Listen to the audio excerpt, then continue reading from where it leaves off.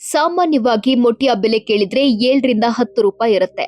ಆದರೆ ಜಗತ್ತಿನಲ್ಲಿ ಅತ್ಯಂತ ದುಬಾರಿ ಮೊಟ್ಟೆಗಳ ಪಟ್ಟಿಯಲ್ಲಿ ಟರ್ಕಿ ಕೋಳಿಯ ಮೊಟ್ಟೆ ಮೊದಲ ಸಾಲಲ್ಲಿ ನಿಲ್ಲುತ್ತೆ. ಒಂದೇ ಒಂದು ಟರ್ಕಿ ಮೊಟ್ಟೆಗೆ ಸುಮಾರು 2,000 ರೂಪಾಯಿ ಬೆಲೆ ಬಾಳುತ್ತೆ.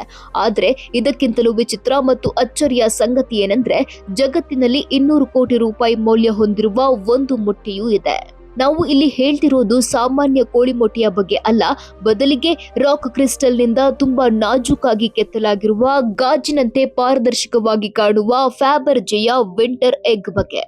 ಹೌದು, ಸುಮಾರು 4,500 ಸಣ್ಣ ವಜ್ರಗಳನ್ನ ಜೋಡಿಸಿ ಮಾಡಲಾಗಿರುವ ಈ ವಿಂಟರ್ ಎಗ್ ಜಗತ್ತಿನ ಅತ್ಯಂತ ದುಬಾರಿ ಮೊಟ್ಟೆಗಳಲ್ಲಿ ಒಂದು ಎನ್ನಲಾಗಿದ್ದು ಇದೀಗ ಹರಾಜಿಗೆ ಬರ್ತಾ ಇದೆ. ಈ ಮೊಟ್ಟೆಯೊಳಗಡೆ ಒಂದು ಅಚ್ಚರಿ ಅಡಗಿದೆ. ಈ ಮೊಟ್ಟೆಯನ್ನ ಓಪನ್ ಮಾಡಿದಾಗ ಹೂವುಗಳು ಸಣ್ಣ ಬುಟ್ಟಿ ಹೊರಬರ್ತದೆ.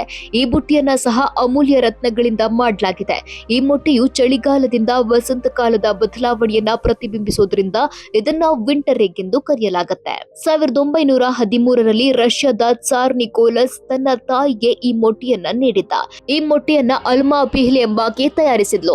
ಅಲ್ಮಾ ತಯಾರಿಸಿದ 2 ಮೊಟ್ಟೆಗಳು ಮಾತ್ರವೇ ಜಗತ್ತಿನಲ್ಲಿದ್ದು ಅದರಲ್ಲಿ ಒಂದು ಇದೀಗ ಹರಾಜಿಗೆ ಬಂದಿದ್ದು ಮತ್ತೊಂದು ಬ್ರಿಟಿಷ್ ರಾಜಮನೆತನದ ಒಡೆತನದಲ್ಲಿದೆ. ನಿಮ್ಮ ಬಳಿ 200 ಕೋಟಿ ಇದ್ರೆ ನೀವು ಕೂಡ ಇದನ್ನ ಖರೀದಿಸಬಹುದು.